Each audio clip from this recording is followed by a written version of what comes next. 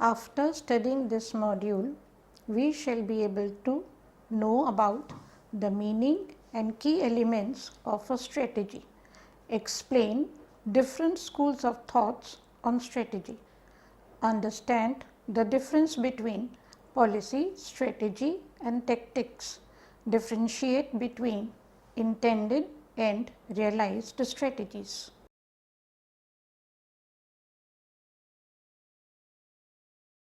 We shall commence this module by studying about the concept of strategy.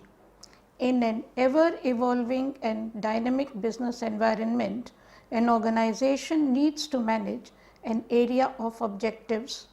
Every step of management must be in tandem with the overall directives of the organization. As business becomes more complex, with each day passing by, new perspectives of management are growing every day. Along with the generic activities of management, new functional aspects with marketing, finance, production, etc. also needs to be taken care of by the management. Management needs to contemplate on not only every move that it takes, but also the possible response that is expected from the competitors. Strategy is commonly used to communicate a plan, a policy or a tactics considering the long-term horizon. It provides the organization with the direction in which its every step should be directed at in the process of accomplishment of organizational goals. This module would discuss the meaning of strategy and its key elements and other related concepts of strategy which are necessary for understanding the basic tenets of strategy and strategic management.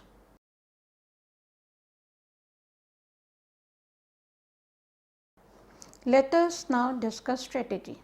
In ancient Greek, the word stratos was used for the army and the word strategy originated from the Greek word strategia, referred to the art of the general, which included several subsets of skills included tactics, siegecraft, logistics, etc. A strategy is a high level future plan of action undertaken by senior management at a high level of abstraction to achieve one or more goals under conditions of uncertainty. Till the 20th century, the word strategy came to denote a comprehensive way to pursue political ends, including the threat or actual use of force in a military conflict. Henry Mintzberg from McGill University defined strategy as a pattern in a stream of decisions, to contrast with a view of strategy as planning. Max McNeon 2011 argues that a strategy is about shaping the future and is the human attempt to get to desirable ends with available means.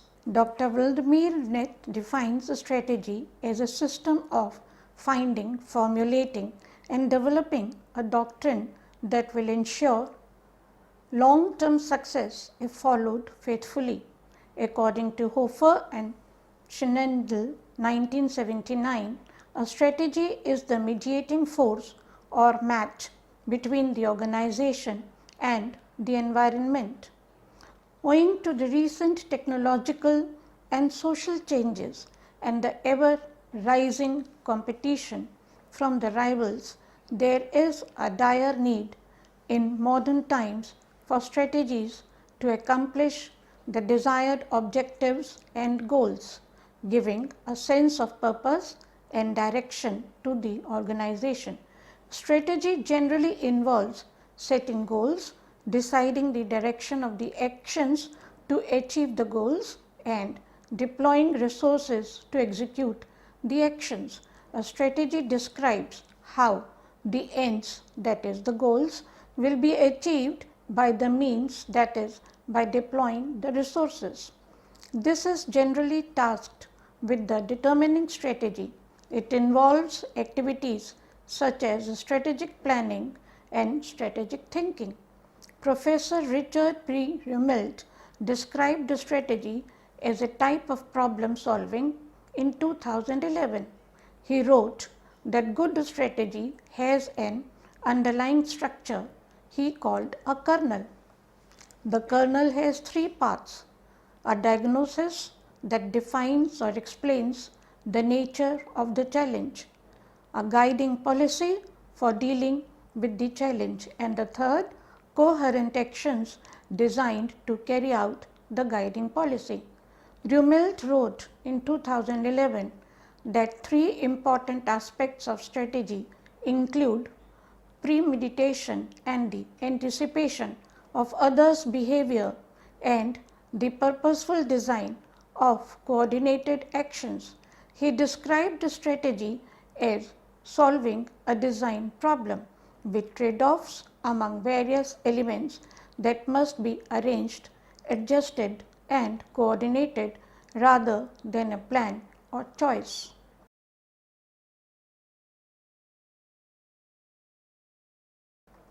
We shall now understand about the different schools of thoughts on strategy.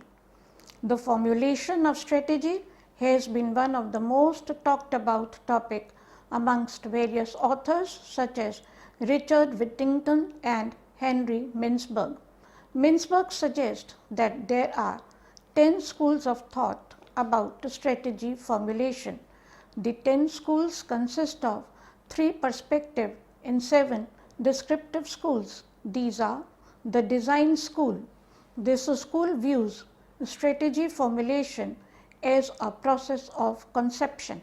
According to Mintzberg, Lempel and Elstrand, the design school is a concept where strategy should be formulated using tools and techniques such as SWOT analysis and Esrich mission model. On the basis of such techniques, the companies would discover their strengths, weaknesses, opportunities and threats and then formulate a strategy. This strategy is influenced by architecture in the sense that it lays importance on the foundation through which a strategy should be formulated. This is useful in situations where the environment is quite stable but has drawback as well. This concept does not consider the ever changing external environment and avoids external changes, and as we all know that if there is anything constant, it is change. This concept also gives more importance to the organization than to its employees. The major contributors to the design school are Selznick 1957 and Andrews 1965. The second school, the planning school. According to Mintzberg, Lempel and Elstrand, the planning school of thought recommends analysis of the current business situation and focuses more on implementation of the strategies. In other words, this concept suggests that an organization should analyze the current business situation such as the external factors, the position of the business, contemporary issues, etc., and then draft a strategy and focus more on implementation. This concept encourages brainstorming, innovation, establishment of goals and objectives, and helps the organization in the resource allocation according to its needs. This concept has its roots influenced from the concept of urban planning and has the vast room for innovation. This concept has an edge over the design school in the sense that it gives importance to the external factors of the organization and the implementation and provides room for the innovation, but this concept also suffers from drawbacks. While providing room for innovation and groupthink, this concept carries a tendency to create conflict between managers and the execution of the strategy is the hardest part because the managers have to monitor each and every action that is carried out while implementing the strategy. The major contributor to the planning school is Ansoff in 1965. The third is the positioning school. According to Mintzberg, Lampel and Elstrand, this concept recommends that the organization should focus on its current position in the industry and development of strategies that would upgrade its position. This concept perceives the process of strategy formulation as an analytical process based on the analysis of the competition and the industry in which it operates. This concept is influenced by military strategy. Owing to the large investments required, this concept is useful for large firms, but not useful for small firms, and hence it is not a universally acceptable strategy formulation process. This concept also avoids external factors such as political, cultural, technological and social factors and concentrates more on profit. The major contributors to the positioning school are Schendel and Hafton 1970s and Porter 1980s. The entrepreneurial school, this concept entails that the organizations follow the strategy formulated by the visionary leader and implement the strategy throughout the existence of the organization, incorporating changes according to the contemporary environment. The lead role in the strategy formulation is centralized and played by the leader. This concept does not take into consideration the concept of employees' involvement in the process of strategy formulation. The employees might not respond to the strategy favorably due to the negligence during the strategy formulation process. The major contributors to this school of thought are Schumpeter 1950s, Cole 1959 and several other economists. The cognitive school. This concept perceives the process of strategy formulation. It revolves around psychological aspect of strategies, that is, how the strategists study and analyze the behavior and the past patterns. Such organizations focus on the needs and wants of the customers, analyze the behavioral patterns of individuals and their response to specific situations. The organizations use these factors to design a strategy after conducting a vast customer-centric research. It may be very time-consuming and expensive to carry out a research about the psychology of the customers. Also, the assumption which this concept makes may be wrong and biased, as the strategy formulation might be done on the basis of the psychology of the strategists rather than the customer base, and hence there are chances that the strategy may fail and decisions made may turn out to be not so rational. The major contributors to this school are Simon 1947 and 1957 and March and Simon in 1958. Sixth school is the learning school. The concept school implies that organizational environment is evolving and the organization formulates strategies by learning process that is emergent and evolving. The strategy formulation in this particular concept is very slow as managers learn and slowly formulate a strategy. This concept is influenced by education. This concept sounds very useful and the process of strategy formulation is like the cognitive school, but has the same problem as being time consuming, and it might happen that organizations are left with formulating no strategy at all. The major contributors to this school are Lindolen 1959-1960, Sayed and March 1963, Senege 1990, and Prahlad and Hemel in 1919s. The Power School. This school suggests that the organizations formulate their strategies based on their power, which may be a competitive advantage. This school perceives the process of strategy formulation as a negotiation process where the lead role in strategy is played by the person in power and the whole organization, and the process of negotiation brings in the element of conflict, aggression and cooperation as well. This concept is influenced by political science. Like the entrepreneurial school, there are some visionary leaders who have the vision of exerting power. This is usually done by organizations that have the ability to monopolize. The major contributors to this school are Ellison 1971, Pfeffer and Selnick 1978, and Ashley 1984. The eighth school, the cultural school.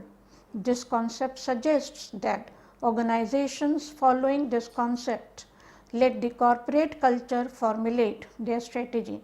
It perceives the process strategy formulation as a collective process. The lead role is played by the collectivism that the organization displays. This concept encourages employee involvement, and hence the formulation of the strategy demands cooperation from the employees. This concept is influenced by anthropology. This helps in guiding organizations on how to deal with mergers and acquisitions, but ignores the external environment and might cause conflicts amongst the employees of the organization. The major contributors to this school are Renman and Norman 1960. The ninth, the environmental school.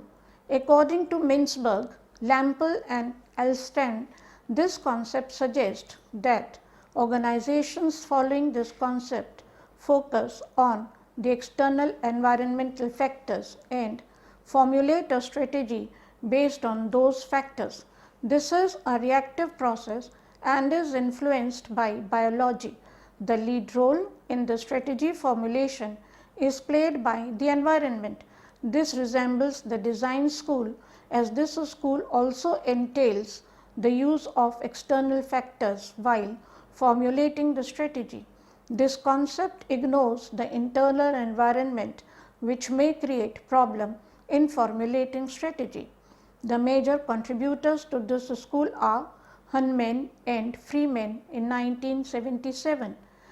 The 10th, the configuration school.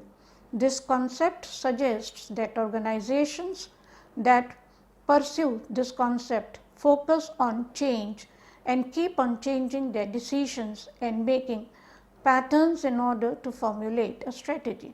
It is influenced by context. This concept is theoretically very innovative, as the organization keeps up with change, and hence the strategy thus formulated is supposed to incorporate the compounding effect.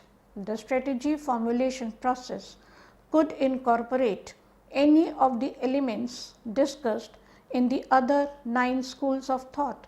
However, it is not practical as establishing this kind of strategy formulation process. This would require a very flexible and dynamic organizational structure and flexible employees who will be able to adjust with change very rapidly. The major contributors to this school are Chandler 1962, Mintzberg and Miller 1970s, and Miles and Snow 1978. 11th, the Whittington's 4 School of Strategy. There is yet another classification of schools of strategy given by Richard Whittington. Whittington classifies the strategies into 4 different perspectives. These are classical. According to Whittington's 2001, these strategies are formulated customarily with the objective of profit maximization. The process of strategy formulation incorporates the internal factors of an organization. The main strategy is to follow cost leadership, and that is to produce goods at the lowest possible cost. The design, the entrepreneurial school, and the positional school of strategic formulation suggested by Mintzberg can fall under the classical perspective towards strategy. Processual. These strategies are formulated with ambiguous objectives. This classification is influenced by psychology and strategic formulation done on the basis of internal factors, mainly politics and perception. This classification is influenced by psychology and strategic formulation that is done on the basis of the internal factors, mainly politics and perception. The strategies formulated in this category are risky, and the organizations pursuing these strategies are highly risk oriented. These organizations establish a strategy to check whether it is right or not, and thereafter contrive or improvise on it. If it unsuccessful, the cognitive school and the learning school of strategy formulation suggested by Mintzberg fall under the processual perspective towards strategy. Evolutionary.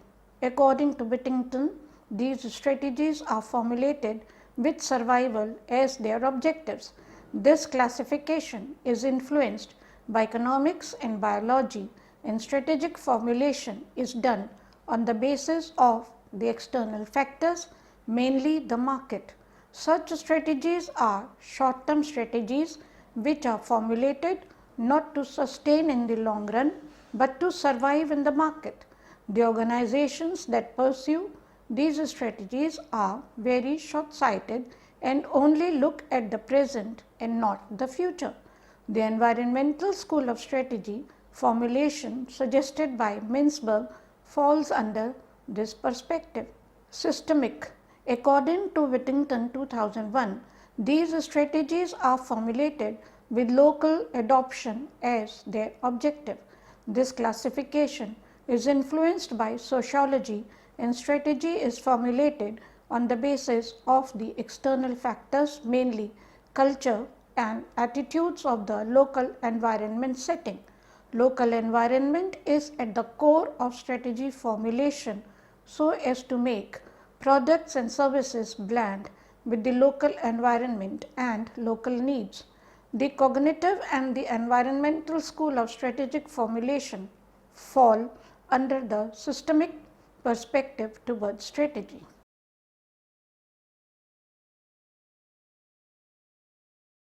Moving on to strategy, policy and tactics. The success of the business is strongly dependent on how the goals to be attained by an organization are perceived by its management, and what are the ways that are devised to accomplish such goals. There are three different but interrelated concepts of strategy, policy and tactics that are very confusing for outsiders to a business. There are many who feel that there are enough similarities and overlap to use these words interchangeably. However, these are three different concepts. The strategy of a business organization is reflective of the thinking of those at the top of its management and the action that the management plans to take. It is the management that sets the goals that are sought to be achieved, and the strategy is supposedly a statement that lets the stakeholder know as to how the management plans to accomplish these goals. A strategy is concerned with the planned action and the resources required to accomplish specific long-term organizational objectives. A policy lies at the core of all decisions made by the management of a company. A policy is meant to serve as a guideline in the process of decision making and is applicable in day-to-day operations and provides clarity regarding the direction of company should take. tactics relate to decision making for short to mid-term time frame and coordinates the activities by deploying the resources needed to reach a particular strategic goal. It's resource management or middle management. Strategy and tactics relate to means and ends. They link the vision of the future and day-to-day decisions, and policy is a broad framework that gives shape to thinking and guides long-term decision making. We will now discriminate and distinguish between the strategy, tactics and policy on the basis of purpose. The strategy to identify clear broader goals, advance the overall organization and organizational resources accordingly. Tactics to utilize specific resources to achieve sub goals that support the defined or specific mission. Policy to act as a guiding principle that helps organization to take rational and logical decisions. On the basis of formulation, strategy, individuals who influence resources in the organization, that is the top level management and middle level management. The tactics is the specific domain experts that maneuver limited resources into actions to achieve a set of goals, that is middle level management. The policies, the individuals at the top level of the hierarchy who considers all the factors of an organization to provide a uniform direction to the organization, that is the top level management. On the basis of accountability, the strategy is accountable for the overall health of the organization and the organizational resources, including the broader marketing conditions. In the tactics, accountable for the specific resources assigned for the purpose. The policies are accountable for providing direction to the organization. In terms of the flexibility, the strategies are the long-term changes infrequently. The tactics are the short-term flexible to immediate specific market conditions, and the policies are fixed changes in exceptional situations only. The orientation of the strategy is action, the tactics is the decision, and the policy is the direction.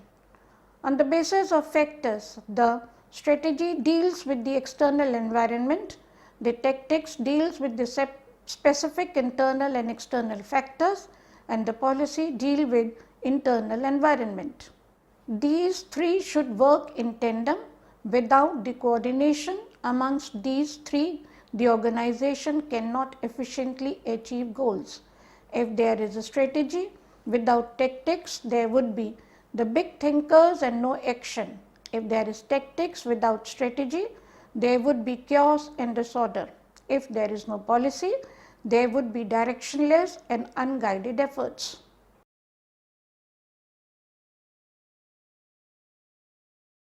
Let us now discuss the Mintzberg and Waters model, intended and emergent strategies. In 1985, Henry Mintzberg and James Waters developed a model to demonstrate how the strategy that is ultimately delivered is made of two parts: deliberate strategy, what the organization set out to do, and emergent strategy, what happened on the way. The intended strategies, which are non-realized strategies, turn into realized strategies on having the deliberate strategies and the emergent strategies. According to Mintzberg and Waters model 1985, there are 5 kinds of strategies. These are intended strategy, deliberate strategy, emergent strategy, realized strategy, and unrealized strategy. Mintzberg suggested that the traditional way of strategy implementation focused only on planned or deliberate strategies wherein strategy formulation is a planned formal process. Mintzberg, however, claimed that some organizations begin implementing strategies even before the strategy formulation, that is, strategy implementation precedes strategy formulation. Such strategies are emergent strategies. An emergent strategy is an unplanned strategy that arises in response to unanticipated challenges and constraints. Emergent strategies can be both disastrous as well as tremendous success. These are the actions that the firm undertakes in reaction to unexpected opportunities and challenges. Intended strategy is strategies as conceived of by the top management team. An intended strategy is the strategy that an organization hopes to execute. Intended strategies are usually described in detail within an organization's strategic plan. Rationality is limited and the intended strategy is the result of a process of negotiation, bargaining and compromise involving many individuals and groups within the organization. Realized strategy is a combination of deliberate and emergent strategies. It is the strategy that an organization actually follows. The intended strategy rarely survives in its original form. Unforeseen environmental changes, unanticipated resource constraints and or the changes in managerial preferences may result in a situation wherein only a part of the intended strategy may be actually realized. Such unanticipated events may result in at least some parts of the intended strategies eroding away and remaining unrealized. This part of the intended strategy that is left unrealized is known as unrealized strategy. This model should also be seen as a process of the variable time must be treated as an important element of the process. The realized strategies definitely have an impact on the future intended strategies. Thus current strategies will affect future strategies. A recent research study, Rose and Cray in 2013, highlighted that for managers engaged in developing and executing strategies, strategy should be thought of as a verb rather than a noun. Since strategy is a living, ever evolving conceptual entity, strategic plans should be dynamic documents that allow for considerable flexibility. The same approach should be followed while developing structures for monitoring and modifying strategic plans. The authors also argued that the most important thing is to realize that the distinction between intended and realized strategy as two static states is essentially false. The initial and the final states are linked by processes that can be well identified and managed. In cases where the realized strategy is same as that was planned years earlier, although a rare occasion, it is because the original strategy anticipated and included the required flexibility.